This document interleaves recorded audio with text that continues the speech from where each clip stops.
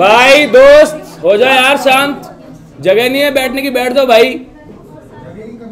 जगह ही कमी नहीं है, दिल में बिठा ले अपने।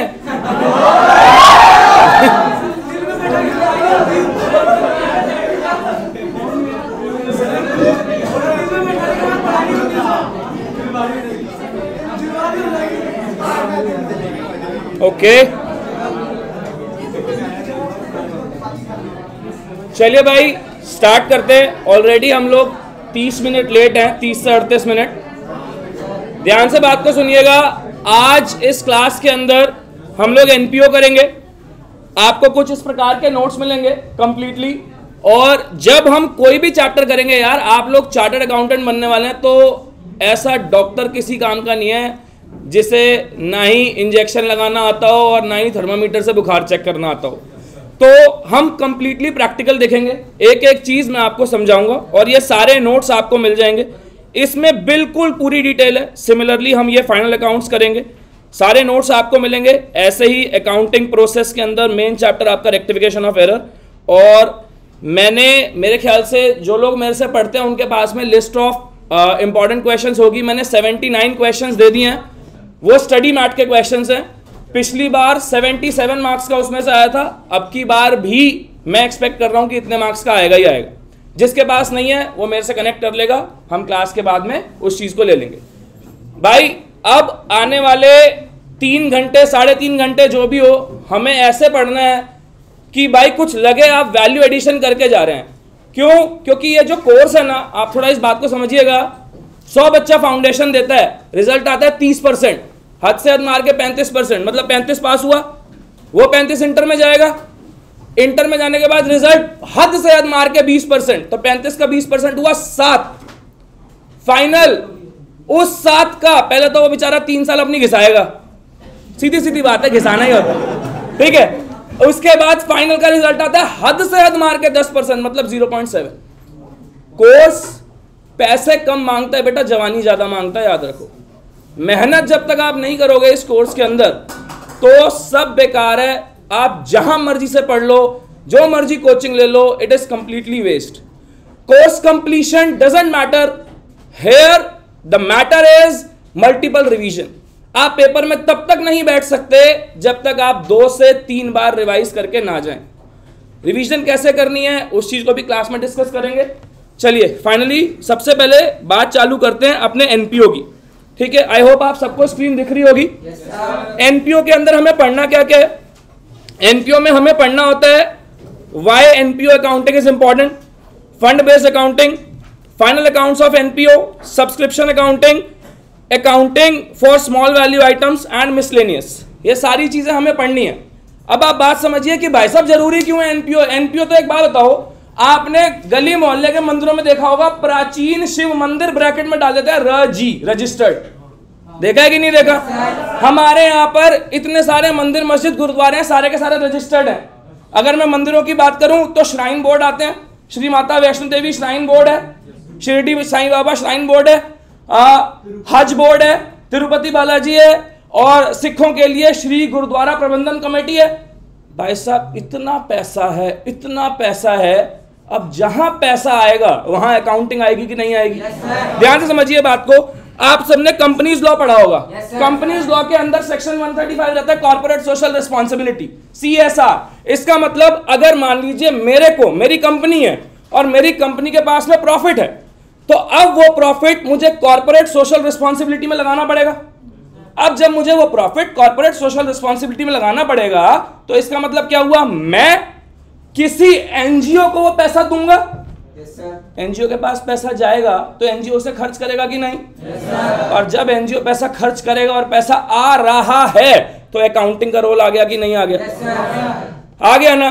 तो इसीलिए ये अकाउंटिंग फॉर एनजीओ या एनपीओ इंपॉर्टेंट बन जाती है, ठीक है। अगर हम इसका थोड़ा सा प्रैक्टिकल देखें तो भाई देखो, बिना प्रैक्टिकल के अकाउंटिंग समझ नहीं आ सकती। तुम जितना मर्जी पढ़ लो, फाइनल अकाउंट्स ये होता है, वो सब बेकार है। इधर देखिएगा ध्यान से, ठीक। मैं आपको बहुत सारे प्रैक्टिकल दिखाऊंगा।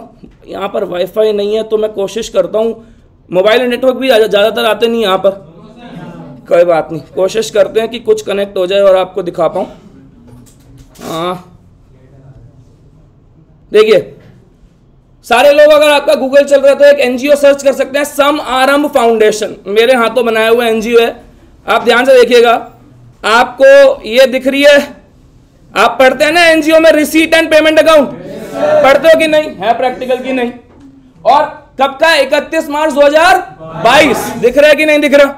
31 मार्च 2023 अभी क्लोज नहीं हुआ, फाइनल अकाउंट्स पढ़ाऊंगा तो बताऊंगा आज ही। ध्यान से देखिए, सब कुछ वही दिख रहा है। मेंबरशिप फीस पढ़ा है कि नहीं पढ़ा? डोनेशन पढ़ा है कि नहीं पढ़ा? एजुकेशन सर्विसेज, वुमेन एम्पावरमेंट दिख रहा है कि नहीं दिख रहा? भाई ये होता है, आपने आज तक केवल किताबों में देखा है रिसीट एंड पेमेंट होता है, ठीक है? उसके बेसिस पे आप जज कैसे कर सकते हो कि असली में काम होता है, कैसे होता है, वो तो पता चले। ये सीख जाओगे ना, 15 मिनट के अंदर एनपीओ सिखा दूंगा आपको। ध्यान से देखिएगा, इधर देखिए, और ये देखिए इनकम एंड एक्सपेंडिचर दिख रहा है? क्या कहते थे हम? रिसीट एंड पेमेंट की revenue receipt income and expenditure की इनकम बनती है, बोलते हैं कि नहीं बोलते? चलिए देखते हैं ध्यान से।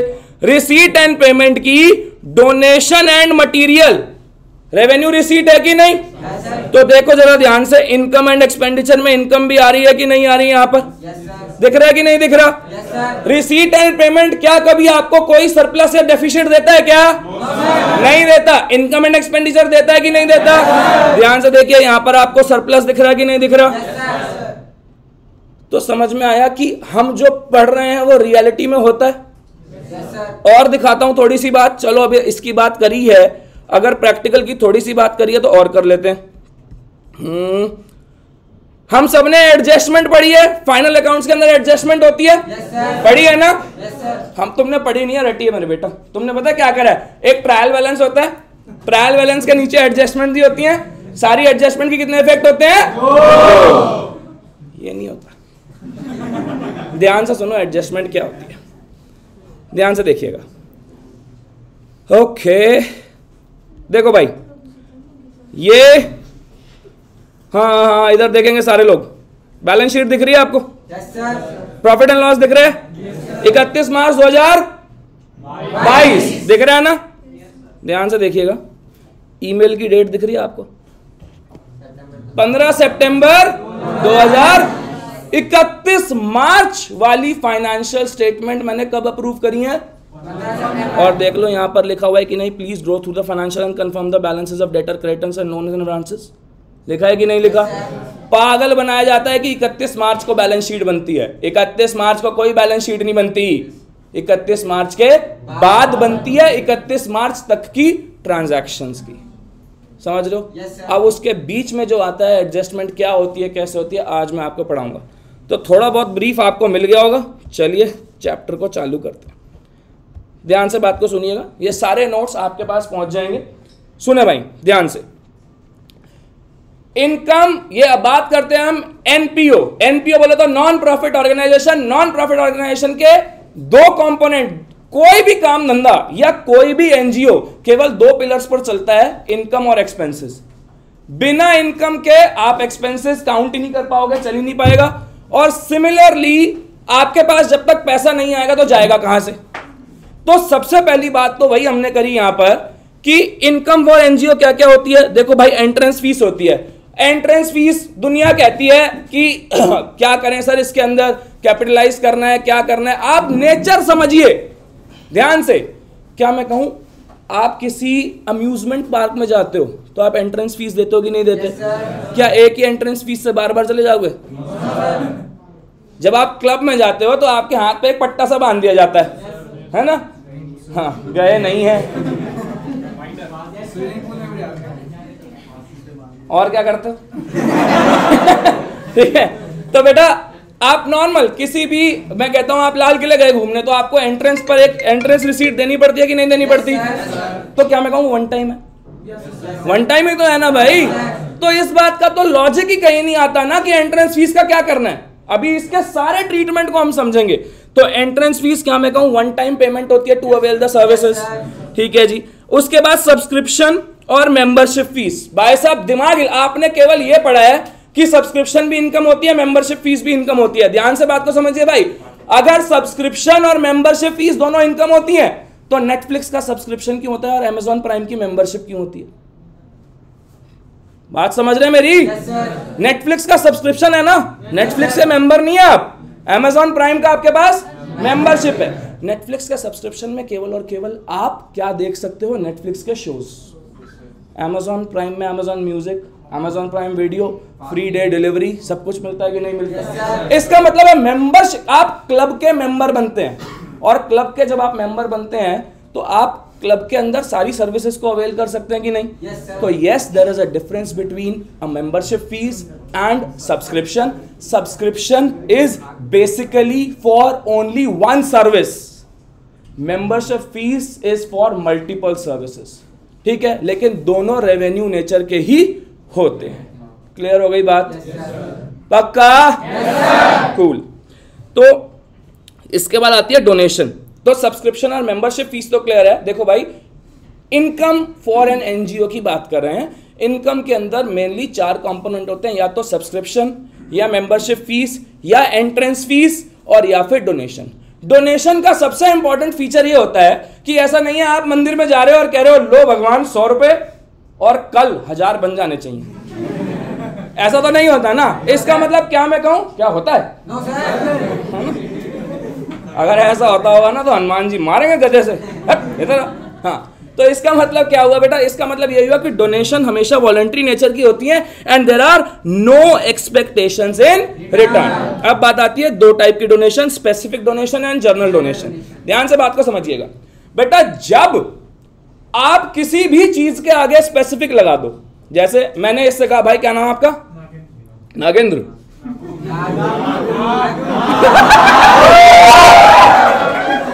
सुनो, तो नागेंद्र को मैंने कहा कि बेटे एक काम करो, ये 50 रुपए लो और सहेली के साथ समोसा ही खा के आना। क्या मैं कहूं, अब मैंने इस डोनेशन के साथ स्पेसिफिक चीज जोड़ दी। अब अगर मैंने इससे कहा था टीना के साथ खा के आना और ये मीना के साथ चले गया, तो क्या मैं कहूं, टीना के साथ बोला था तो ये लाइबिलिटी हो गई कि नहीं कि भाई खाना टीना के साथ ही है। ऐसे ही आप, मैं इसका पूरा एग्जांपल दूंगा यार। मैं ना किताबों से कम और जनरल कॉन्सेप्ट लेके आता हूं अकाउंटिंग में। और मैं आपको बता दूं कि सीए फाउंडेशन जब पहली बार आया था, आपके प्रीवियस ईयर क्वेश्चंस आरटीपी जब पहले एडिशन आया वो है मई 2018, उसी में ऑल इंडिया रैंक 1 मेरी स्टूडेंट थी। तो आप ध्यान से बात को सुनना कि मेरे बेटा, जब भी मैं किसी चीज के आगे स्पेसिफिक लगा दूं वो मेरी लाइबिलिटी बन जाती है। समझाता हूं। आप सब स्कूल गए हैं तभी यहां बैठे हैं। स्कूल के अंदर जब आप फीस देते हैं तो कई बार बिल्डिंग फंड होता है कि नहीं, लाइब्रेरी फंड होता है कि नहीं, और एक ट्यूशन फीस होती है कि नहीं। ट्यूशन फीस का पैसा जाता है टीचर्स को सैलरी के रूप में। बिल्डिंग फंड का पैसा स्कूल के बाप की भी औकात नहीं है कि वो उस पैसे को कहीं और लगा दे। बिल्डिंग फंड मतलब अब वो पैसा कहां जाएगा? बिल्डिंग की मेंटेनेंस में। लाइब्रेरी फंड मतलब वो पैसा कहां जाएगा? लाइब्रेरी। क्लियर हुई बात? आपने क्या करा? डोनेशन के आगे लगा दिया डोनेशन फॉर बिल्डिंग, लाइबिलिटी बन गया। और अगर नॉर्मल होता जनरल डोनेशन तो इनकम बन जाता। क्लियर होती है बात इतनी? पक्का? चलिए जी, अब बात करते हैं बेटा खर्चे की। दुनिया जहान में केवल 2 ही खर्चे हो सकते हैं, रेवेन्यू एक्सपेंडिचर और कैपिटल एक्सपेंडिचर। इसके अलावा और कोई खर्चा हो ही नहीं सकता। ये एसी चल रहा है नहीं चल रहा? इसको भरत भाई, इसको सबसे जो बिल्कुल नीचे वाला टेम्परेचर होता है उस पर करवा दो। 16 ही है? तुम्हारा बहुत गर्मी है भाई। ध्यान से सुनो, कम ऑन, इधर देखेंगे ध्यान से भाई। तो खर्चा 2 ही प्रकार का होगा भैया, या तो रेवेन्यू एक्सपेंडिचर होगा या कैपिटल एक्सपेंडिचर होगा। रेवेन्यू एक्सपेंडिचर मतलब day to day expenditure. Capital expenditure का मतलब हो गया, जिसके बारे में मैं आपको डिटेल में बताऊंगा। कैपिटल एक्सपेंडिचर और रेवेन्यू एक्सपेंडिचर को हम अमाउंट में क्लासिफाई नहीं कर सकते। अमाउंट में क्लासिफाई कैसे नहीं कर सकते? एक छोटा सा एग्जांपल देता हूं। ऐसा नहीं है कि 50 लाख का खर्चा कराए तो वो कैपिटल ही होगा, या 5000 का कराए तो वो रेवेन्यू ही होगा। आप अपने घर में पेंट कराते हैं? Yes sir. घर में पेंट कराने में नॉर्मल 50-60 हजार रुपए लग ही जाता है। सोचो एक कॉलेज अगर पेंट हो रहा हो तो कम से कम 5-10-15 लाख रुपए लगेगा कि नहीं लगेगा? तो ऐसा नहीं है, वो 15 लाख रुपए भी रेवेन्यू एक्सपेंडिचर ही बनेगा, कैपिटल एक्सपेंडिचर नहीं बनेगा। उसके बारे में हम बात करेंगे। तो इतनी बातें हमने करी। अब बात करते हैं, क्या बात हो गई, क्या बात हो गई?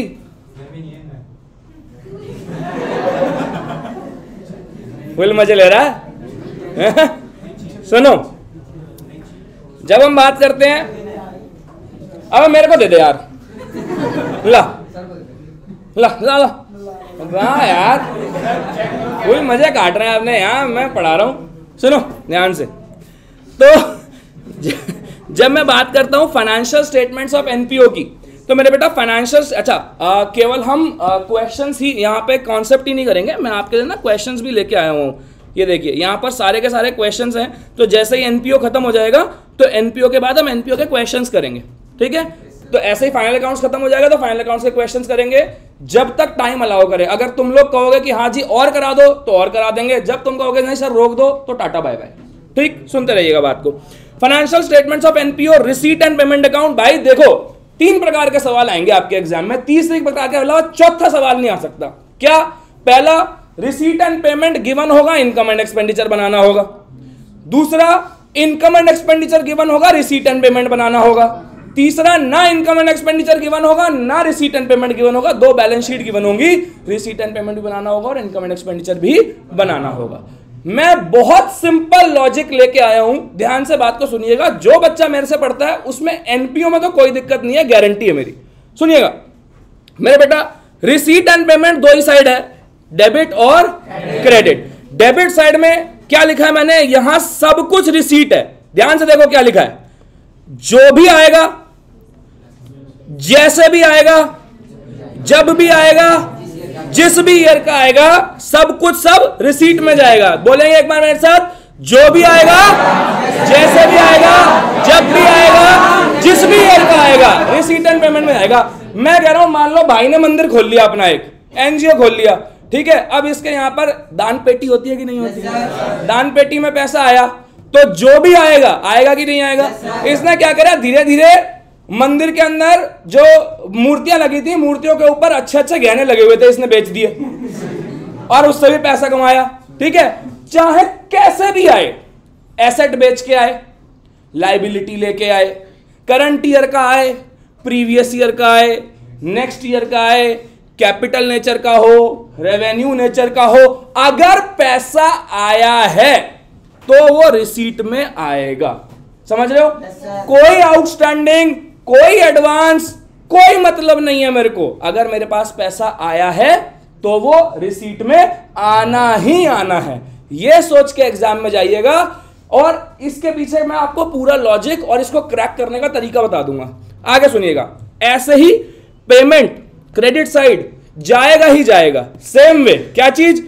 जो भी जाएगा, जैसे भी जाएगा, जब भी जाएगा, जिस भी ईयर का जाएगा, सारा का सारा पेमेंट में आएगा। मतलब अब देखो, मैं कहता हूं आप पैसा कहां खर्च करोगे? अच्छा भाई कहां करोगे पैसा खर्च? तुम्हारे पास पैसा आ गया, अरे पैसा आ गया फिर भी कह रहा कहां करोगे खर्च? क्या? कार खरीद, सुनते रहो, उसकी क्या क्या तमन्ना है, सुन लो। कार खरीदने में और आईफोन और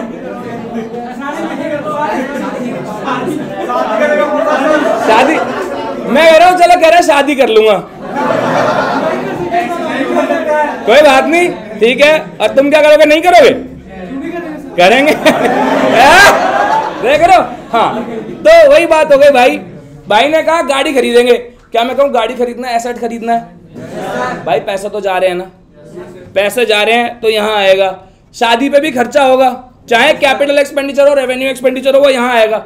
इसने मेरे से पैसे लिए थे, मुझे पता चल गया कि इसके पास पैसे आ गए हैं, मैंने इसकी गिलेबान पकड़ ली, मैंने कहा लाभे पुराने पैसे, तो ये अपनी उधारी भी चुकाएगा। तो कुछ भी कराओ, कुछ भी, अगर आपके पास से पैसा जा रहा है तो वो पेमेंट में जाएगा ही जाएगा। तो यहां से एक बात कंफर्म होती है कि receipt and payment cash basis पर बनता है, और दूसरी बात, रिसीट एंड पेमेंट में कोई भी आउटस्टैंडिंग और किसी भी एडवांस की किसी प्रकार की एंट्री नहीं होती।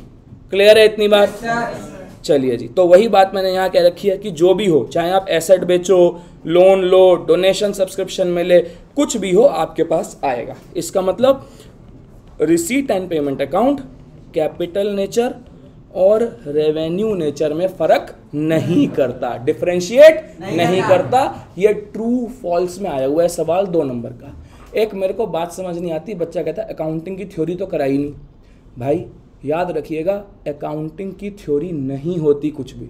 आप अपने पिछले 10 अटेम्प्ट के पेपर उठा के देखिएगा, चाहे वो ट्रू फॉल्स हो, चाहे वो 4 नंबर का शॉर्ट नोट हो, चाहे वो 5 नंबर का शॉर्ट नोट हो, सब कुछ कॉन्सेप्चुअल होता है, सब कुछ कॉन्सेप्चुअल है। अगर आपको अकाउंटिंग के लॉजिक आते हैं तो आप पेपर कर पाओगे। अगर आप रट के जाओगे, आप ये सोच के जा रहे हो कि मेरे को फॉर्मेट में रट लूँ और क्या क्या आइटम है, बहुत सारे बच्चे करते हैं ऐसे, तो नहीं कर पाओगे पेपर, गारंटी है, बिल्कुल गारंटी है 100%।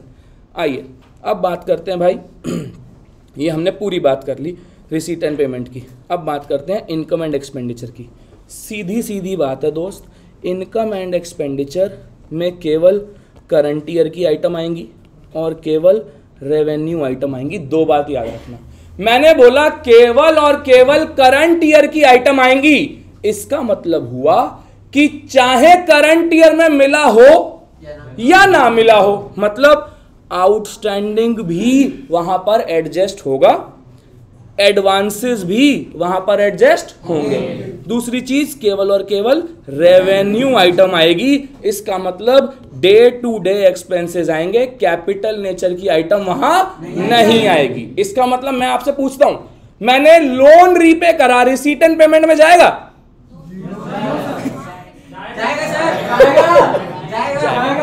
आप बात करें, this is called presence of mind. आप फाउंडेशन पास कर लेंगे, इंटर पास कर लेंगे, अगला स्टेप होगा आर्टिकलशिप करने का।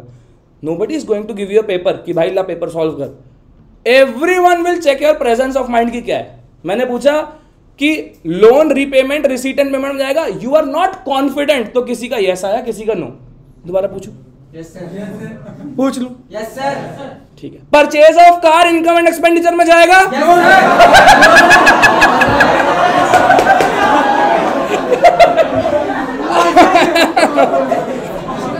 Purchase of car receipt and payment में जाएगा। मैंने आपके बार जानबूझ के इनकम एंड एक्सपेंडिचर पूछा था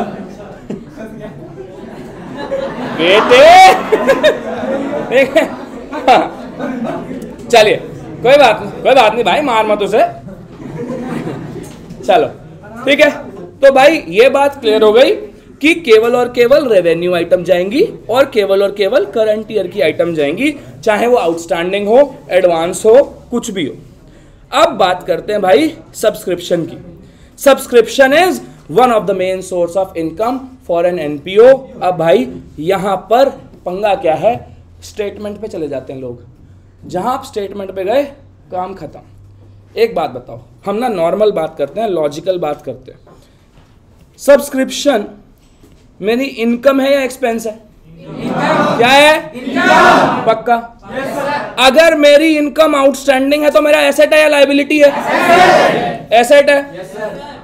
एसेट का बैलेंस डेबिट होता है या क्रेडिट होता है? डेबिट होता है।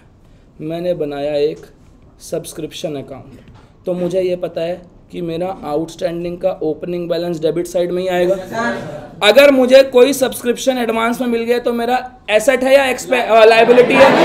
क्या है? लायबिलिटी का बैलेंस कैसा होता है? तो ये पता चल गया मेरे को कि ये एडवांस का ओपनिंग बैलेंस है। अगर आउटस्टैंडिंग का ओपनिंग बैलेंस यहाँ है तो आउटस्टैंडिंग का क्लोजिंग बैलेंस यहाँ होगा। एडवांस का ओपनिंग यहाँ है तो एडवांस का क्लोजिंग बैलेंस यहाँ होगा। अब ध्यान से सुनिएगा, आपको दुनिया जहान का कोई भी सब्सक्रिप्शन मिल जाए, मान लीजिए 20,000 इस साल का मिला, 500 रुपए पिछले साल का मिला, 500 रुपए अगले साल का मिला, 21,000 मिला ना? बैंक में तो 21 आएगा कि नहीं आएगा? तो अगर आपको सब्सक्रिप्शन रिसीव्ड हो रहा है तो क्या मैं कहूं एंट्री बनेगी bank account debit to subscription? तो क्या मैं कह सकता हूं सब्सक्रिप्शन में यहां बाय बैंक आएगा? और जब मैं इनकम एंड एक्सपेंडिचर अकाउंट बनाता हूं तो सब्सक्रिप्शन मेरा यहां पर जाता है क्रेडिट साइड में कि नहीं? तो अगर मैं इसकी एंट्री देखूं तो subscription account debit to income and expenditure बनेगा कि नहीं? To income and expenditure. भाई इन दोनों में से ही कोई ना कोई फिगर आपको मिसिंग होगी, ठीक है, जो आपको बनानी होगी। इतनी बात क्लियर है? ठीक है, 1 मिनट रुकिएगा। हेलो, हाँ जी भाजी बताओ। मेरी बात तो हो गई थी, उन्होंने कहा था 4 बजे तक 4-5 बजे तक आ जाएगा, आज के लिए बोल दिया था। हाँ हाँ कोई दिक्कत नहीं, ना नहीं मैं आपको 1 घंटे में कर भी रहा हूँ फोन। चलो जी क्लियर हो गई इतनी बात। चलिए तो ये सब कुछ आपके इस नोट्स में लिखा हुआ है। मैंने 127 पेज में पूरी अकाउंटिंग कवर करी है। देखिए जो मैंने आपको पढ़ाया सिंपल लैंग्वेज में यहाँ लिखा हुआ है। सब्सक्रिप्शन रिसीव्ड मतलब पैसा आ रहा है, तो मेरा एक सीधा साधा रूल है AELIC, asset, expenses, liabilities, income and capital. और मैं ये भी कहता हूं कि चाहे तुम CA फाइनल में पहुंच जाओ, अकाउंटिंग इसके बियॉन्ड नहीं जाएगी। और ये 5 ही क्यों होते हैं, 4 क्यों नहीं होते, 6 क्यों नहीं होते, ये भी मैंने बता रखा है ऑलरेडी। ठीक है, तो अगर पैसा आ रहा है, बैंक बैलेंस बढ़ रहा है, एसेट बढ़ रहा है तो डेबिट होगा। ठीक है, तो bank account debit to subscription, और ये इनकम हो रहा है तो इनकम एंड एक्सपेंडिचर में क्रेडिट होगा। ये वही फॉर्मेट है जो मैंने यहां बना रखा है। अब बात करते हैं फंड बेस्ड अकाउंटिंग की। सारी चीजें एक साथ कर लेंगे, फिर सवाल करेंगे, क्योंकि बिना सवाल करे कॉन्फिडेंस नहीं आएगा। ठीक है, सुनिएगा बात को ध्यान से। आपने मूवी देखी है मुझसे शादी करोगी? देखिए जिन लोगों ने देखी है, तो वहां पर सलमान खान ना मटके बनाता है, बहन की शादी के लिए, माँ की ऑपरेशन के लिए, बनाता है कि नहीं बनाता? क्या मैं कहूं और समझाता हूं। भाई जब तुम छोटे थे तो तुम्हारे घर वाले या तुम्हारे रिश्तेदार तुम्हें पैसे भी देके जाते होंगे। ठीक है, कहते होंगे चलो बेटे की पढ़ाई के लिए रख लो, कोई बात नहीं, तुमसे तो तुम्हें तो मिलते नहीं होंगे वो, क्यों? तुम्हारे पास जैसे ही आए तुम्हारे से छीन ले जाते हैं। अच्छा और सुनो, मान लो हाँ क्या नाम भाई आपका? आर्यन। आर्यन जब पैदा हुआ होगा तो माँ बाप ने सोचा होगा बढ़िया चीज हुई है पैदा।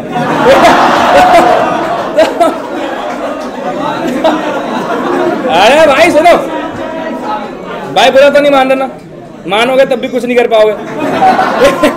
तो सुनो देखो भाई, सुनो ध्यान से। हर पेरेंट्स अपने, जब मान लो आर्यन पैदा हुआ तो आर्यन के पेरेंट्स ने भी सोचा होगा कि इसको अगर हम पढ़ाएंगे लिखाएंगे तो अभी से पैसा जोड़ना चालू कर दें। तो आर्यन के पेरेंट्स ने, आर्यन कितनी एज है आपकी अभी? 18। पिछले 16-17 साल तक पैसा जोड़ा। अब जब आर्यन के पढ़ने का टाइम आया है तो क्या मैं कहूं पैसा उसी में से इस्तेमाल होगा कि नहीं? yes, अब नए तो पैसे थोड़ी लेके आएंगे भाई, पहले बचाया है ना। That is simply what we called fund based accounting. Fund का मतलब क्या होता है?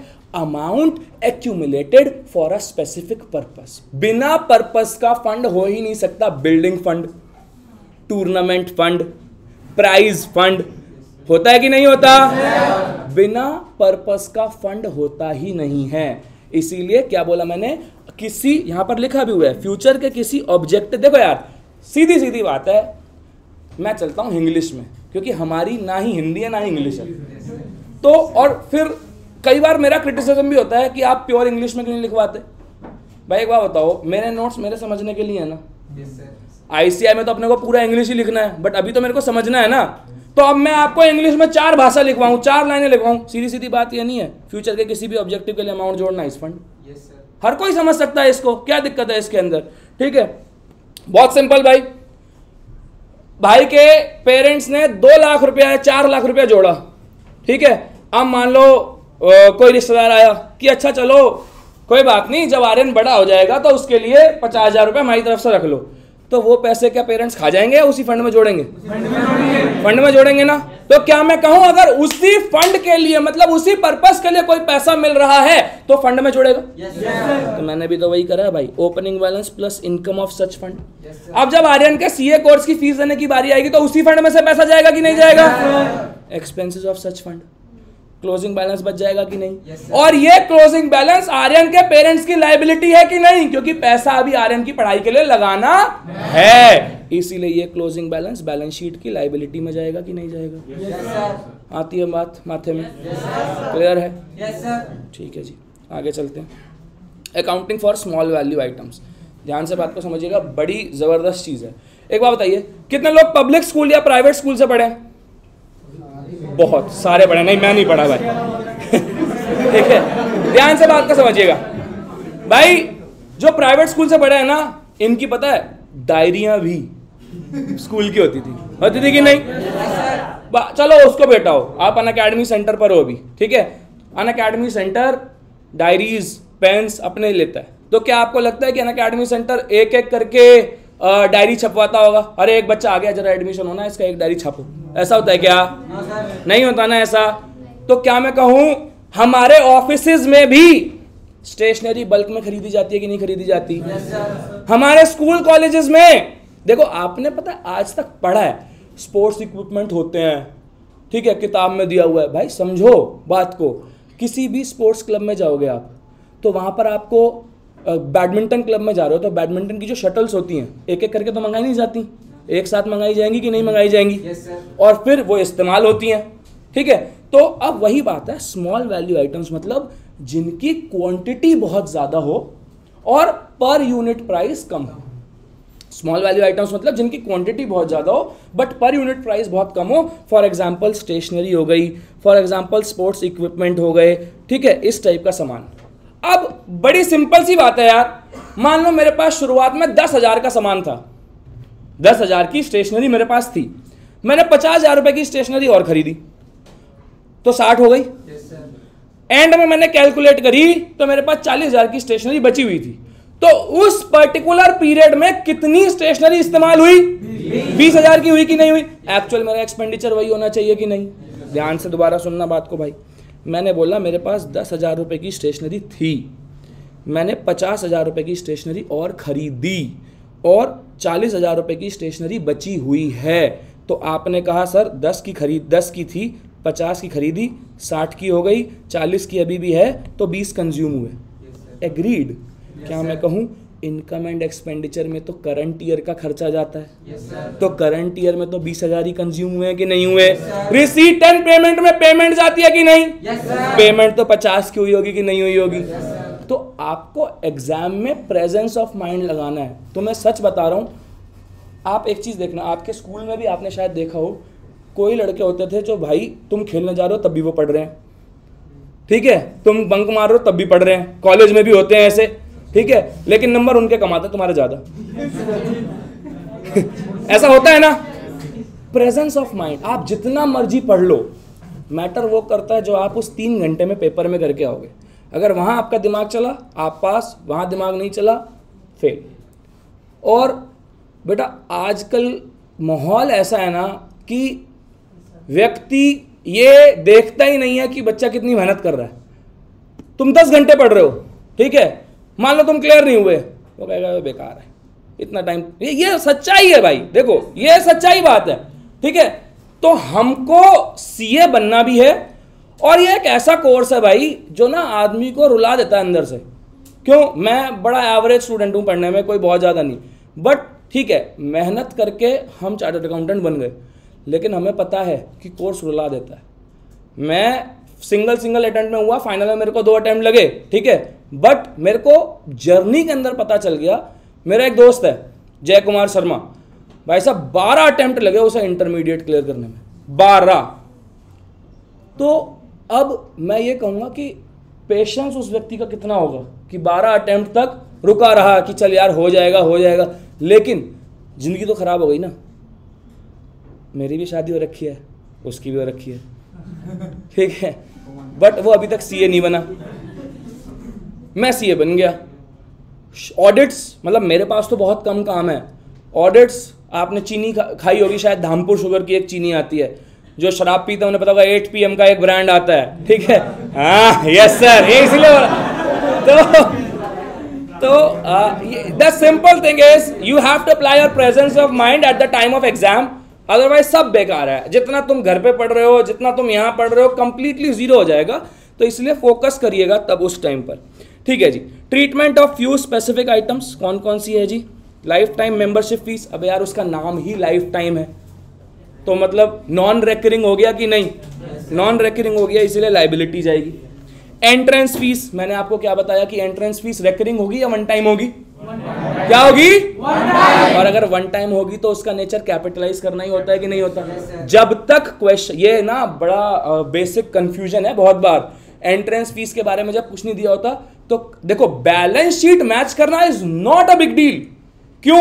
एक बात को समझिएगा, मान लो मेरे को 1,000 रुपए की एंट्रेंस फीस दी है, एंट्रेंस फीस मैंने इनकम एंड एक्सपेंडिचर में इनकम डाल दी 1,000 रुपए, तो क्या मैं कहूं मेरा जो सरप्लस होगा वो 1000 रुपए से बढ़ के आएगा? आएगा कि नहीं आएगा? यही सरप्लस मेरा बैलेंस शीट में कैपिटल फंड के यहाँ लायबिलिटीज में जाएगा। तो मेरी बैलेंस शीट तो मैच करेगी ना यार। बैलेंस शीट मैच क्यों नहीं करेगी? बैलेंस शीट तो मैच करेगी। क्यों? क्योंकि एंट्रेंस फीस वैसे लायबिलिटी में जाती, और अब आपने क्या करा, उसको 2 स्टेप में तोड़ दिया। आप उसे इनकम एंड एक्सपेंडिचर में इनकम ले गए, उस इनकम की वजह से क्या हुआ, आपका सरप्लस बढ़ गया, और वही सरप्लस आपने लायबिलिटी में डाल दिया।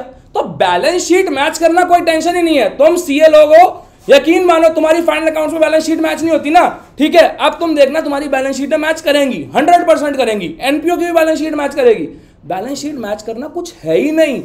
पॉइंट ये है, एक बार बताओ, सत्यम फ्रॉड हुआ, क्या वहां पे अकाउंटेंट ने या चार्टर्ड अकाउंटेंट ने बैलेंस शीट मैच नहीं करी होंगी? बिना बैलेंस शीट मैच करे तो फाइलिंग ही नहीं होगी। तो फ्रॉड तो हुआ ना वहां पर भी। तो बैलेंस शीट मैच करना is not a big deal. Balance sheet तो मैच कर लोगे आप, लेकिन आपको सही प्रोसेस पता होनी चाहिए। समझाता हूं, साइंस वाला कोई बैठा मान लो यहां पर, ठीक है। साइंस वाला सबसे पहले ये पूछता है कि बाबूजी एक बात बताओ, मैं गाड़ी खरीद रहा हूं वो भी तो मेरा खर्चा है, और मैं गाड़ी में पेट्रोल डलवा रहा हूं वो भी तो मेरा खर्चा है। उसके लिए तो दोनों चीजें खर्चे हैं। और बात भी सही है, ट्रायल बैलेंस मैच करेगा। गाड़ी खरीदना एसेट भी डेबिट होता है, पेट्रोल डलवाना एक्सपेंसेस वो भी डेबिट होता है कि नहीं होता? बट ट्रीटमेंट तो कंप्लीटली अलग हो गया ना। तो you should follow the process, कि प्रोसेस सही होनी चाहिए। चलिए आखिरी आती है डोनेशन। तो एंट्रेंस फीस में प्रायोरिटी मैंने बता दिया। देखो प्रायोरिटी वो है जो क्वेश्चन में गिवन हो।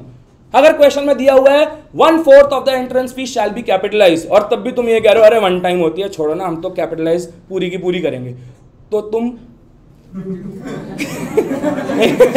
समझ गए ना? ये नहीं करना। प्रायोरिटी किसकी है? जो आपको क्वेश्चन में गिवन हो। क्वेश्चन में तुम्हें गिवन है कि 1/4 कैपिटलाइज होगी, तब भी पूरी कैपिटलाइज कर रहे हैं, तो तुम समझ जाओ क्या हो। तो ठीक है, तो पहली प्रायोरिटी क्वेश्चन में गिवन है। अगर क्वेश्चन स्पेसिफाई नहीं करता तो कैपिटलाइज करना, ठीक है। चलिए जी, इसके बाद बैलेंस शीट, ध्यान से सुनना। हमें बैलेंस शीट बनाना क्यों है? Capital fund. कैपिटल फंड अगर आपको गिवन है तो कोई दिक्कत नहीं है, नो प्रॉब्लम। अगर बैलेंस शीट आपको कैपिटल फंड गिवन नहीं है तभी आपको ओपनिंग बैलेंस शीट बनानी है, नहीं तो मत बनाना। बच्चा क्या करता है, एनपीओ का सवाल है 10 नंबर का, हम एग्जाम में इमोशनल हो जाते हैं। आप एनपीओ बहुत अच्छे से कर गए, शायद आपके साथ भी ऐसा होता हो, एनपीओ बहुत अच्छे से कर गए, 10 नंबर का सवाल है, एक बारी में बैलेंस शीट मैच नहीं हुई, टाइम लगा चुके हो 20 मिनट, कहेगा यार करके जाऊंगा, ये तो अच्छे से आता था। होता है ऐसा है, करके जाऊंगा। भाई बेवकूफ़ी है। क्यों? तुम इमोशनल बन रहे हो। सीए में इमोशंस की जगह नहीं है। तुम बहुत बढ़िया पढ़ के आए हो, तुम्हारे पेरेंट्स ही तुम्हारे साथ रहेंगे केवल। सबसे खतरनाक जात होती है रिश्तेदार, उन्हें बहुत चुन ले, ठीक है। बात को समझो भाई। क्या? You can not be emotional in exam. भाई 180 मिनट आपको मिलते हैं 100 नंबर करने के लिए, ठीक है। मतलब एक नंबर आपका 1.8 मिनट का होता है। 10 नंबर के सवाल के लिए ऑन एन एवरेज 18 मिनट लगने चाहिए आपको। बट अब ये नहीं है कि सारे सवाल आप 18 मिनट में कर रहे हो, कि सर ने कहा था 10 मिनट के लिए 10 नंबर के लिए 18 मिनट लगेंगे, हम तो ट्रू फॉल्स भी 18 मिनट में करेंगे। नहीं, आपको एग्जाम में प्रेजेंस ऑफ माइंड दिखानी है। जहां टाइम बचा सकते हो वहां बचाना है, और जहां टाइम लगा सकते हो वहां लगाना है। आपका एनपीओ का सवाल मैच नहीं करा, दोबारा चेक कर रहे हो, 10 मिनट और खराब कर दिया, फिर भी मैच नहीं करा, क्या कर लोगे? आपको मार्क्स तो स्टेप वाइज मिलेंगे ना।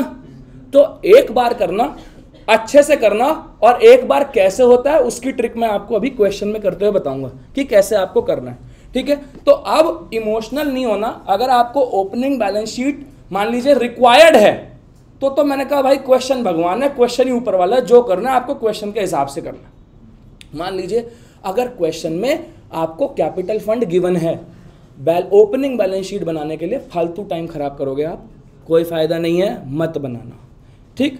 अब इसके अलावा और कोई चीज़ नहीं है, क्लियर है। ये फॉर्मेट ऑफ बैलेंस शीट है, इसको नहीं देखना, काम खत्म। सवाल चालू करें? ठीक है भाई, एक बार एक पानी की बोतल लिया, बस 2-4 ले यार, वो भाई ज़्यादा बोल रहा है ना, उसे पीना है। देख लें रिकॉर्डिंग हो रही है नहीं हो रही? हो रही है। 39 मिनट्स में हमने ख़त्म करा। ओके चलिए भाई, ये क्वेश्चंस भी आपको मिल जाएंगे। आप YouTube और टेलीग्राम में मेरे ज्वाइन कर सकते हैं, मैं आपको बता दूंगा। ठीक है, ध्यान से सुनिएगा। सवाल आपके सामने अब है, कॉपी पेन निकाल लो भाई। अब थोड़ी सवाल थोड़ी ऐसे कर लोगे। 5 मिनट पानी आ जाएगा, कोई बात नहीं, तुम कॉपी पेन तो निकालो। समझ में आ गया एनपीओ आपको?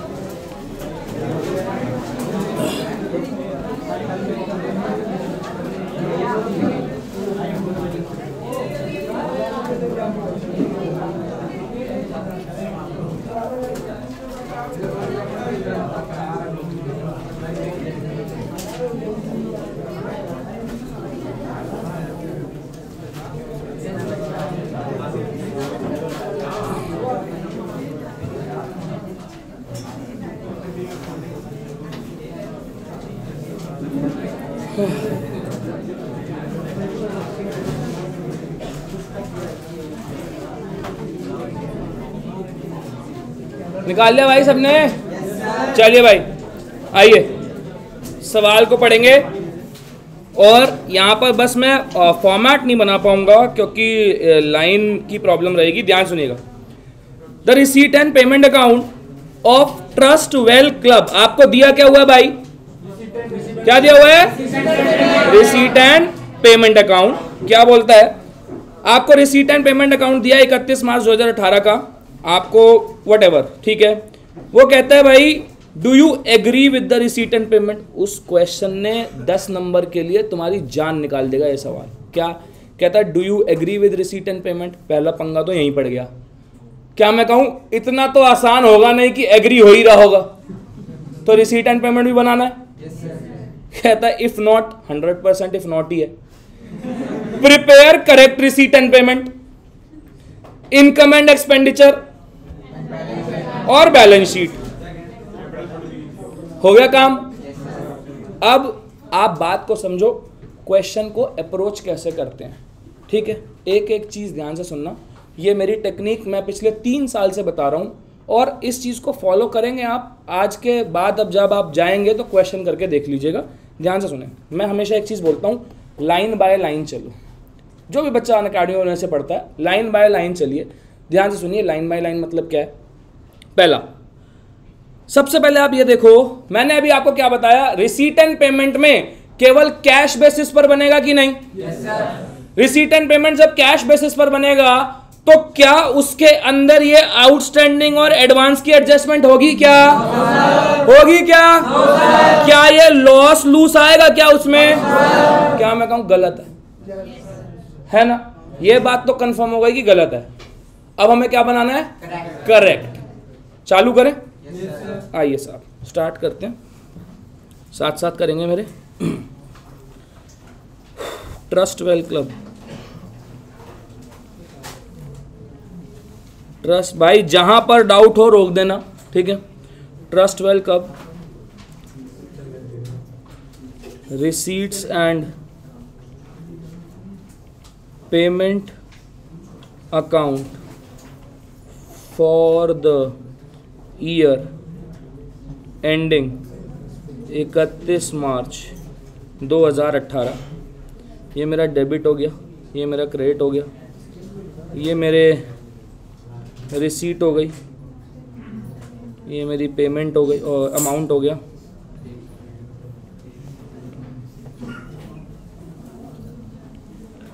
ये मेरी पेमेंट हो गई और ये मेरा अमाउंट हो गया, ठीक है जी। और ये इसके बाद मेरे थोड़े से वर्किंग नोट्स हो गए। चलिए स्टार्ट करते हैं, हमें लाइन बाय लाइन चलना है। क्या मैं कहूँ receipt and payment cash basis पर बनता है, इसका मतलब ये जो टू बैलेंस बीडी है ये ओपनिंग बैलेंस ऑफ कैश होगा।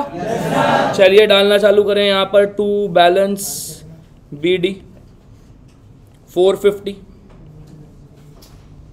ठीक है जी। अब क्या कहता है, एनुअल इनकम फ्रॉम सब्सक्रिप्शन। जहां कहीं सब्सक्रिप्शन देख लो भाई, कुछ मत करो, सीधे अकाउंट बनाएंगे हम। तो क्या करेंगे?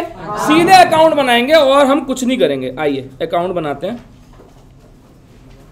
Subscription account. इंस्टीट्यूट खुद ही आपका पागल बनाता है। कई बार वर्किंग नोट में अकाउंट बना देगा, कई बार वर्किंग नोट में एडलेस करके दिखा देगा।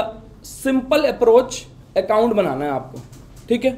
आइए सब्सक्रिप्शन अकाउंट बनाएंगे हम लोग। ये हो गया मेरा डेबिट साइड, मेरा क्रेडिट साइड। अब सब्सक्रिप्शन के रिगार्डिंग देखना है, जो भी देखना है ध्यान से सुनिएगा, बहुत ध्यान से। वो कहता है कि बैलेंस ऑन 31 मार्च 2018, इसका मतलब वो क्लोजिंग की बात कर रहा है कि नहीं कर रहा? क्लोजिंग की बात कर रहा है ना। सब्सक्रिप्शन रिसीवेबल, इसका मतलब ये आउटस्टैंडिंग का क्लोजिंग बैलेंस हो गया कि नहीं? तो मैंने ये बनाया outstanding opening balance, outstanding closing balance. मुझे ये पता चल गया कि मेरा आउटस्टैंडिंग क्लोजिंग बैलेंस कितना है, 270। ये हो गया मेरा एडवांस का ओपनिंग बैलेंस और ये हो गया मेरा एडवांस का क्लोजिंग बैलेंस। एडवांस का क्लोजिंग बैलेंस कितना है भाई, 90। ठीक है, क्लियर है? अभी तो मैंने कुछ नहीं करा, मैंने केवल यहां से 2 आइटम उठाई और डाल दी। अब मेरा सारा ध्यान देखो, लाइन बाय लाइन चलने का मतलब क्या होता है मेरे भाई? अगर आपने यहां से कोई पॉइंट उठाया है, what ever point it is, अगर आपने यहां से कोई पॉइंट उठाया है तो अब सबसे पहले इसको खत्म करो। अगर आप ऐसे चलोगे तो आपकी balance sheet, income and expenditure, trading profit and loss, जो भी आइटम होगी सब मैच करेंगे। ठीक है, ध्यान से सुनिएगा। वो क्या कहता है, एनुअल इनकम फ्रॉम सब्सक्रिप्शन। ठीक है, यहां पर दे दिया उसने एड आउटस्टैंडिंग। ठीक है, अब यहां पर बेटा एनुअल इनकम है 4500। ठीक है, यहाँ पीडीएफ लेते टाइम में रह गया, एनुअल इनकम 4500, एड आउटस्टैंडिंग। ठीक है, इसके अंदर ये जोड़ दिया और इसके बाद लेस प्रीपेड। तो उल्टा कर लो ना, इसको देख लो, करो जरा एक बार। 46 यहाँ पे क्वेश्चन के अंदर प्रिंट कम है, एक बार करके देखो। 4680, इसके अंदर मैंने ये प्रीपेड जो है वो लेस करा है। हाँ 4680 है, हाँ 4680। ठीक है, इसके अंदर मैंने ये ऐड करा है 180। कितना आ रहा है, 4590। ठीक है, तो इसका मतलब ये आ रहा होगा 4590। इसके अंदर मैंने क्या करा है, ऐड करा है लास्ट ईयर का सब्सक्रिप्शन रिसीव्ड। लास्ट ईयर का कितना है, 180। तो कितना हो गया 180 का मतलब, ये लास्ट ईयर का हो गया, तो पिछले साल का आउटस्टैंडिंग हो गया। आउटस्टैंडिंग ओपनिंग बैलेंस हो गया कि नहीं? पक्का डालो इसको आउटस्टैंडिंग ओपनिंग में 180। आगे बताओ आगे क्या है। उसके बाद लास्ट ईयर का एडवांस कितना है, 90। तो क्या मैं कहूं लास्ट ईयर का एडवांस है, मतलब ये होगा यहां पर। ठीक है, एडवांस का ओपनिंग होगा। अब आगे क्या बोलता है, एनुअल इनकम फ्रॉम सब्सक्रिप्शन। भाई एनुअल इनकम मतलब करंट ईयर की इनकम हुई कि नहीं हुई? एनुअल इनकम मतलब करंट ईयर की हुई, मतलब इनकम एंड एक्सपेंडिचर में 4500 जाना चाहिए था। ठीक है, ये जितना 4590 जाना चाहिए था उसके अंदर। ठीक है, डालो subscription account debit to income and expenditure 4590। बताओ बाय बैंक में कितना आएगा,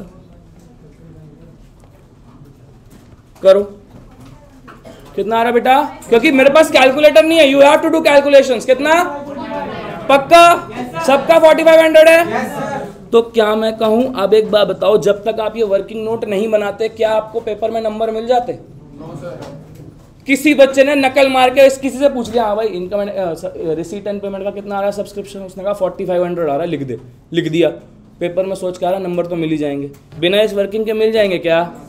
हाँ नहीं मिलेंगे भाई। ठीक, तो कितना आ गया 4500 डालिए। तो क्या मैं कहूँ मेरा टू सब्सक्रिप्शन में 4500 आएगा और मैं यहाँ लिख दूंगा वर्किंग नोट। जवाब दें भैया, आगे चलते हैं। क्या बात हो गई, मेरे से पूछ ले यार, पूछ भाई, कोई दिक्कत, सोच ले।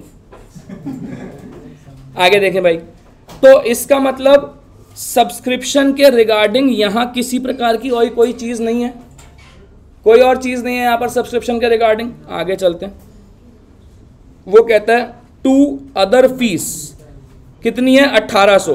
कोई भी एडजस्टमेंट दी है क्या अदर फीस के बारे में, चेक करिए कोई एडजस्टमेंट है क्या, नहीं। तो यहां पे डालें फिर टू अदर फीस 1800 लिखें भाई,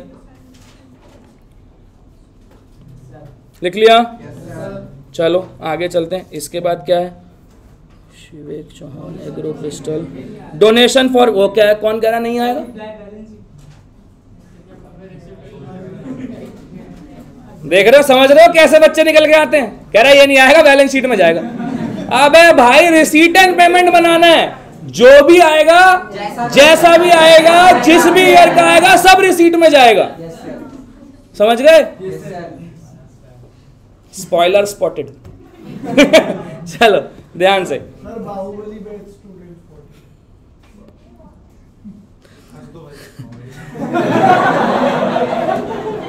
कितनी है बेटा 900 टू डोनेशन फॉर बिल्डिंग 90,000 शायद, हाँ सॉरी 90,000। दोस्त लॉजिक कर रहे हैं और कुछ नहीं है एनपीओ के अंदर, ठीक है। और ये सवाल एग्जाम में आने के पूरे चांसेस हैं इस टाइप के क्वेश्चन के। क्यों? क्योंकि एग्जामिनर हमेशा आपसे मैक्सिमम वैल्यू निकलवाना चाहेगा। उसने आपको सब कुछ दे दिया, receipt and payment, income and expense, मतलब सबका सारा दिमाग आप ही को लगाना है ना अपना। आइए यहां तक तो बात समझ में आ गई, तो क्या मैं कहूं अपनी ये वाली साइड तो खत्म हो गई, ठीक है। लाइन बाय लाइन चलोगे, किसी के पिताजी नहीं ला सकते तुम्हारे को, सुनते रहना। अब यहां आते हैं एक्सपेंसेस फॉर पेमेंट, यहां पर कुछ मिसिंग है, ये मेरे से स्क्रीनशॉट लेते टाइम हुआ है, इसको देखेंगे अभी। Loss on sale of furniture, ध्यान से भाई, loss on sale of furniture 180 का लॉस है, 450 की कॉस्ट थी, कितने का बेचा होगा, 450 की कॉस्ट थी, 180 का लॉस है, तो क्या मैं कहूं 270 रुपए का बिका होगा, समझ रहे हो कि नहीं, 270 का बिका है तो रिसीट में आएगा कि नहीं आएगा, एसेट बेचा है तब भी रिसीट में आएगा, समझ रहे हो बात को। डालो भाई फिर यहां पर, करो खत्म।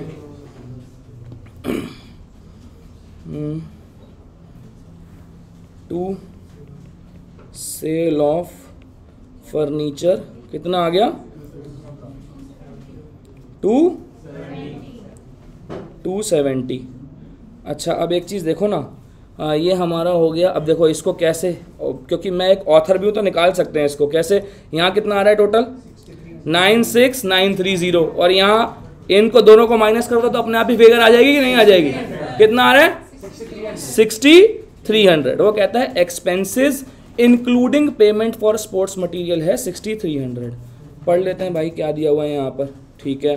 स्पोर्ट्स मटेरियल आपको दे रखा है, ठीक है, स्पोर्ट्स मटेरियल ये है। इसके बाद आपको क्या दे रखा है, स्टॉक हो गया, ठीक है, सब्सक्रिप्शन रिसीव इन एडवांस हो गया, अपना ये स्पोर्ट्स मटेरियल का हो गया अकाउंट, ठीक है।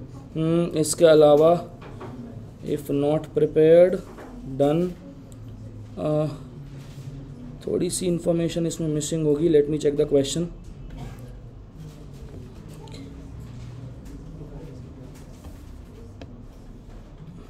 अरे क्वेश्चन देखना पड़ेगा लैपटॉप में, कहाँ पर गड़बड़ है।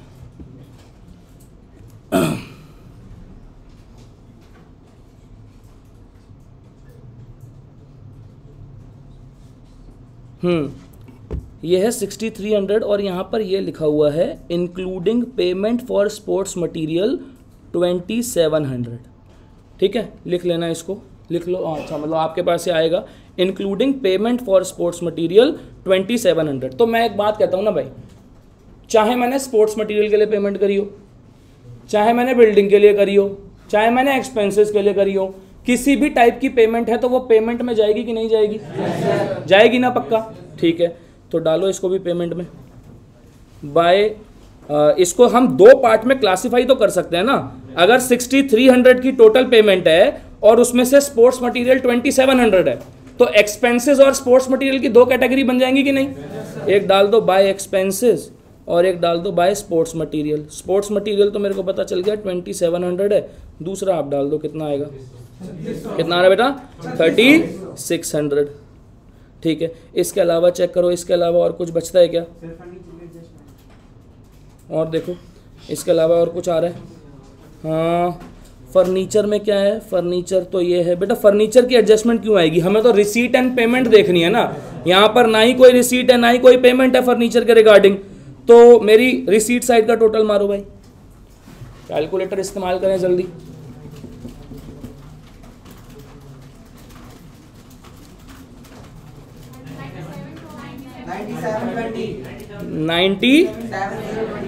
97,020। तो क्या मैं कहूँ ये मेरे को जो बैलेंस दे रखा था 90,450 ये शायद गलत होगा और हमारा बाय बैलेंस CD नया बैलेंस आएगा।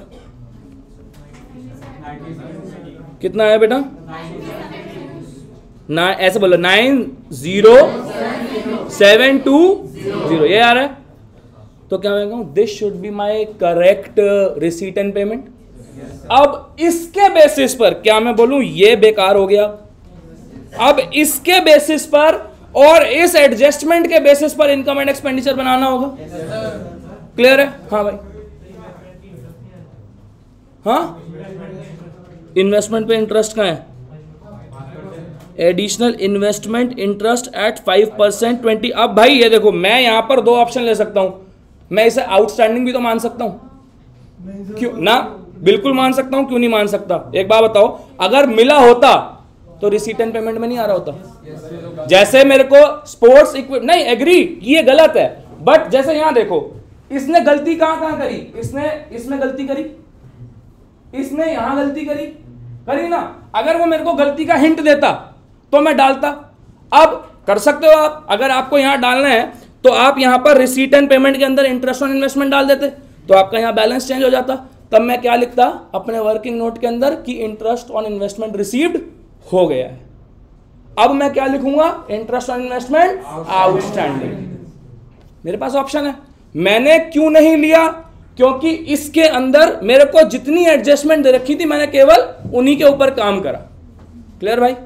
ठीक, चलो आगे चलते हैं और अब हम बनाते हैं अपना इनकम एंड एक्सपेंडिचर।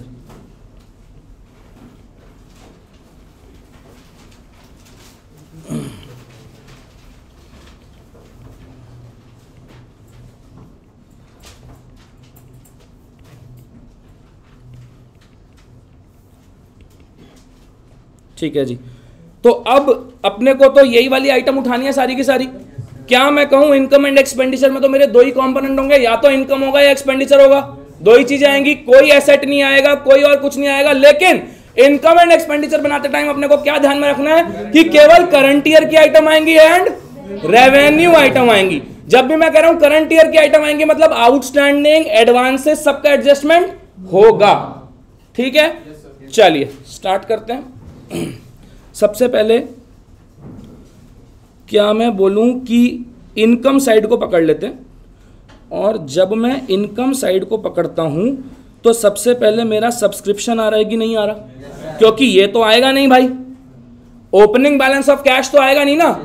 डालिए फिर सब्सक्रिप्शन, और सब्सक्रिप्शन का मैंने वर्किंग नोट बनाया था तो इनकम एंड एक्सपेंडिचर में कितना आ रहा था? 4590। डालो भाई, बाय सब्सक्रिप्शन वर्किंग नोट 4590। अब आप देख रहे हो मैं यहाँ क्या लिख रहा था? 4950। This is what we called error of commission. होती है कि नहीं? ये केवल आपसे नहीं हमसे भी होती है और रियल लाइफ में भी होती है। 4567 को 4657 लिख देते हैं हम।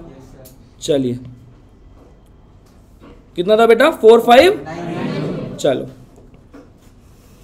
लाइन बाय लाइन पकड़ के चलो, इसे डन कर दिया। अगला क्या है? Other fees. डालो भाई, बाय अदर फीस कितनी है? 1800।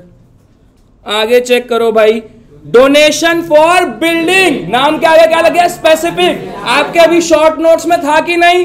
स्पेसिफिक हो जाए तो कहां डालना है? बैलेंस शीट में। तो क्या यहां आएगा? क्या नहीं आएगा? चलो जी, तो ये यहां नहीं आएगा।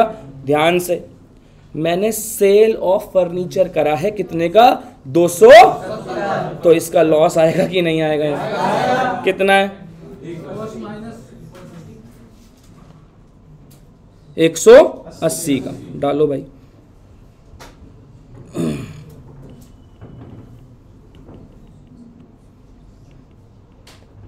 चलो जी, मतलब मेरी रिसीट साइड यहां से तो डन हो गई। क्या मैं कहूं, अब पहले एडजस्टमेंट पे चलें। जो भाई का एक पॉइंट था, क्या? इंटरेस्ट ऑन इन्वेस्टमेंट का। आइए भाई देखते हैं ध्यान से। 27,000 रुपए का 5% है। और ध्यान से बेटा, रिसीट एंड पेमेंट में ये अब एक पॉइंट आता है, रिसीट एंड पेमेंट के अंदर इन्वेस्टमेंट कराया तो क्यों नहीं आया? क्या मैं कहूं, ऊपर लिखा हुआ है कि बैलेंस है। ऊपर देखो क्या लिखा है। दिमाग बच्चों का बहुत चलता है एग्जाम में। वो कहता है ये इन्वेस्टमेंट भी तो करी होगी 27,000 की। ऊपर देखता ही नहीं है कि बैलेंस लिखा हुआ है। बैलेंस मतलब पहले हो रखी है, पहले हो रखी है। ओपनिंग बैलेंस शीट में जाएगा, रिसीट एंड पेमेंट में नहीं आएगा। तो बताओ 27,000 का 5% कितना होता है? कितना होता है? तो क्या मैं कहूं, यहां पे आएगा 1350।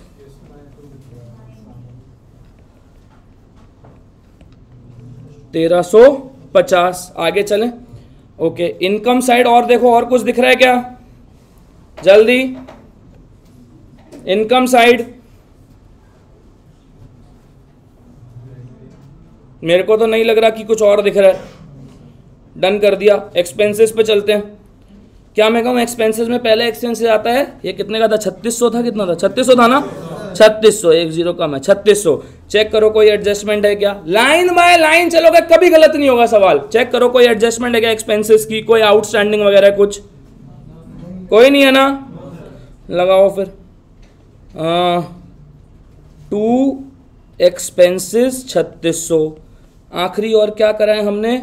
Sports material 2700। स्पोर्ट्स मटेरियल की पेमेंट करी है। स्टेशनरी वाला एग्जाम्पल, मेरे पास शुरुआत में कितना था, मैंने कितने की पेमेंट करी, कितना बैलेंस बचा, तो उससे कंज्यूम्ड। ये देखो, अभी हम इस बारे में जब बात कर रहे थे तो मैंने आपको बताया था ना यहाँ पर कि भाई अगर 10 रुपए की है, 50 की पेमेंट करी, तो जितनी पेमेंट करी होगी वो रिसीट एंड पेमेंट में गया होगा। चलो भाई देख लेते हैं एक बार। कहाँ गया? हाँ, ये आ गया। आइए भाई, तो हमने कितने की पेमेंट करी थी दोस्त? 2700 की। मैं लिखता हूँ to sports material consume. Opening balance कितना है मेरे बच्चा? कहाँ गया? 660। हाँ लिखो भाई, 660 ऐड कर दिया मैंने इसमें पेमेंट 2700। और मेरे पास क्लोजिंग स्टॉक कितना है? कितना है बेटा?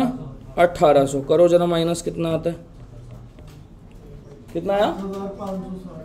7560। दोबारा एक बार चेक करो कोई आइटम छूटी तो नहीं है। क्यों भाई? अभी 30 सेकंड लगाना फायदेमंद है। कहीं तुमने सारा कर दिया और उसके बाद 4 मिनट लगा रहे हो, तो हमेशा करने के बाद दोबारा एक बार रिव्यू करो। कर दिया? कर दिया सर, कर दिया, कर दिया, कर दिया, कर दिया, कर दिया। मेरे को नहीं लगता और कुछ बचा है। टोटल बोलो। मेरे को ऐसा देख के लग रहा है कि डेफिसिट आएगा। रीजन बीइंग 7 और 3 10 तो यही हो रहा है। और यहां बोलो कितना आ रहा है टोटल डेबिट का? 11,340। बताओ डेफिसिट। 4000 कुछ। कोई 4 बोल रहा है, कोई 3 बोल रहा है। क्या है भाई? 3600। सबका क्लियर? सवाल ने कहा था do you agree with receipt and payment? No. If not prepare correct बना दिया। इनकम एंड एक्सपेंडिचर बना दिया। पूरे क्वेश्चन में कहीं opening balance sheet, opening capital fund given है क्या? क्या बोला था? जब ओपनिंग कैपिटल फंड गिवन ना हो तो क्या बनाना है? ओपनिंग बैलेंस शीट बनानी है। तो बनाए। चलो जी बनाते हैं।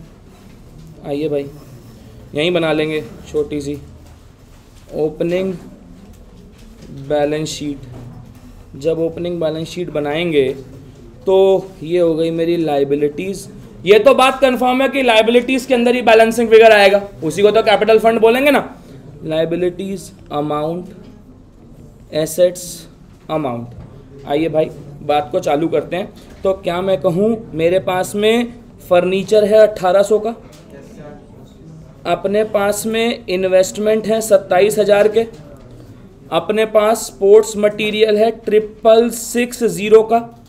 इसके अलावा हाँ क्या मैं कह सकता हूँ, ध्यान से बात को सुनते हैं ना, वेट, आउटस्टैंडिंग सब्सक्रिप्शन भी तो होगा कि नहीं होगा। अब यहाँ पर भूल जाते हैं, क्यों? क्योंकि हमने तो यहीं तक देखा है। हम क्या चेक करते हैं? केवल क्वेश्चन को चेक करते हैं। आउटस्टैंडिंग सब्सक्रिप्शन ये वाला भी तो होगा कि नहीं होगा ओपनिंग बैलेंस शीट में। डालो आउटस्टैंडिंग सब्सक्रिप्शन कितना, 180 था, 180। क्या मैं कहूँ इसका मतलब ऐसी बात है तो फिर तो एडवांस सब्सक्रिप्शन भी होगा यहाँ पर 90 का, ठीक है। और अगर चेक करें तो क्या मैं कहूँ भाई, और ये बैलेंस भी तो बनेगा, एसेट में जाएगा ना भाई। जो ओपनिंग बैलेंस कैश था ये भी तो मेरे बैलेंस शीट में, ओपनिंग बैलेंस शीट में एसेट जा रहा होगा कि नहीं जा रहा होगा। डालो इसको भी, कैश 450। चेक करो कोई चीज छूटी तो नहीं, चेक करिए कोई चीज छूटी तो नहीं है, देखिए जरा।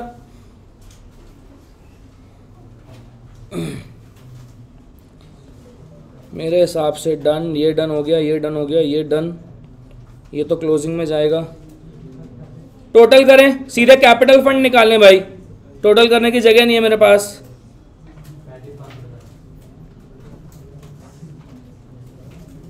कैपिटल फंड बताएंगे।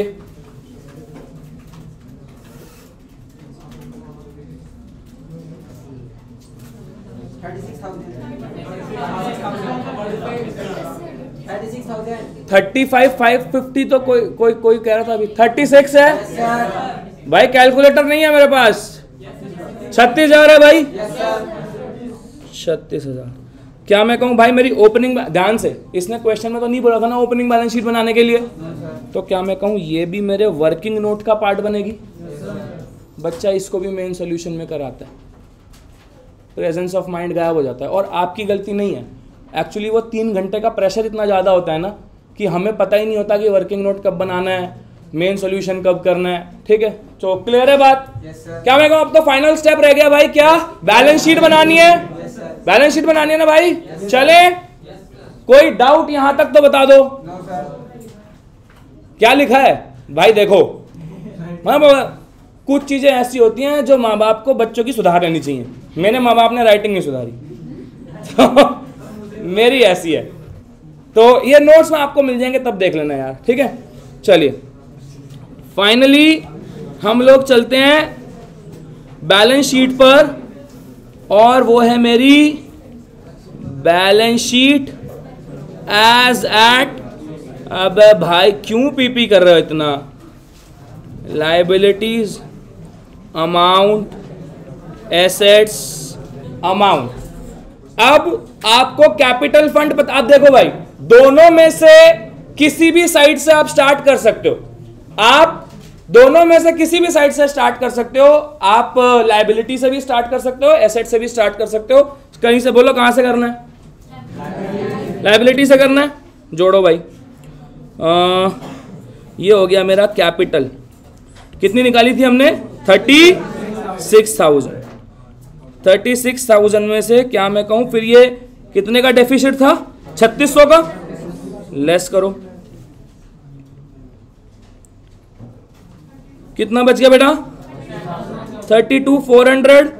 चेक करो और क्या लायबिलिटी आ सकती है आपकी, क्या मैं कहूं एडवांस सब्सक्रिप्शन, ठीक है, कितना है 90, एडवांस सब्सक्रिप्शन 90। और चेक करो और कुछ रह गया क्या, हाँ बिल्डिंग की डोनेशन 90,000, ना ना ना और कुछ नहीं बचा, डन है। बोलो भाई टोटल 90 और 32, 1 22 490, 1 22 490। आइए एसेट्स पर चलते हैं। क्या मैं कहूँ एसेट्स के अंदर अब अगर मैं चलूँ तो सबसे पहले तो मेरे पास ये क्लोजिंग बैलेंस ही हो गया। उससे पहले फर्नीचर जोड़ देते हैं। चलो फर्नीचर डाल दो यहाँ पे।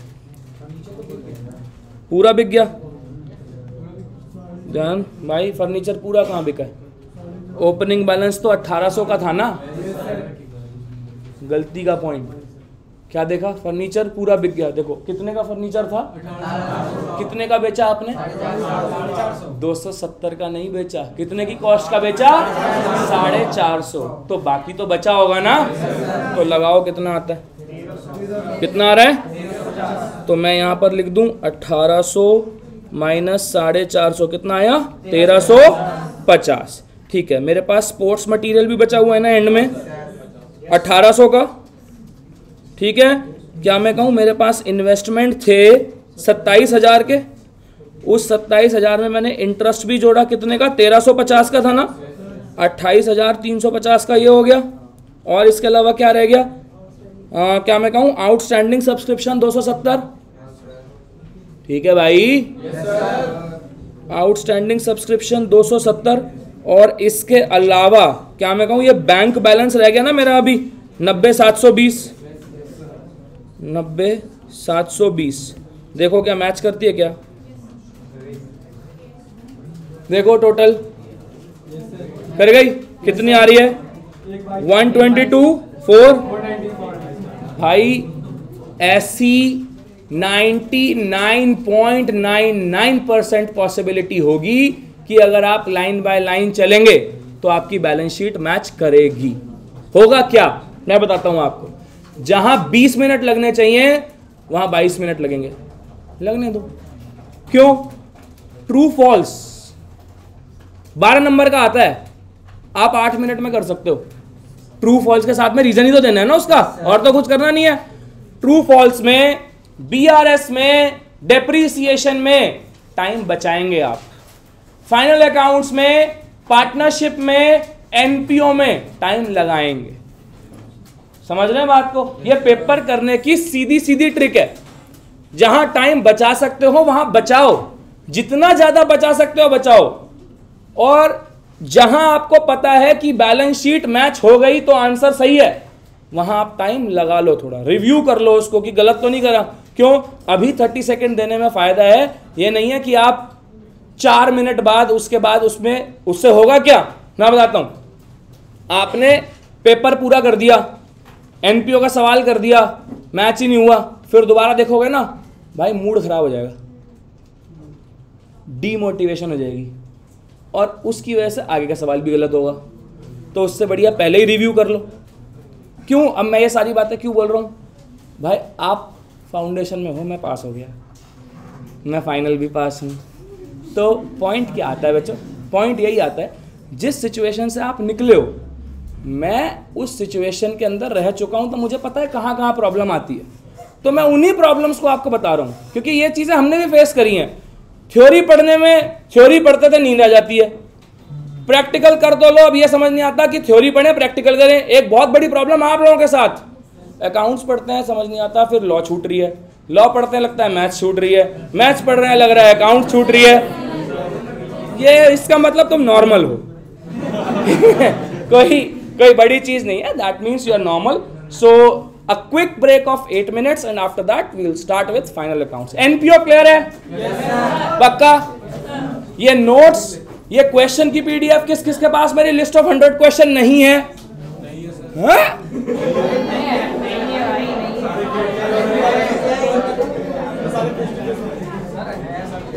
किस किस के पास है? मैं दे दूंगा। सारे लोग बाहर जाएंगे भाई, थोड़ी देर खाली करो। चलो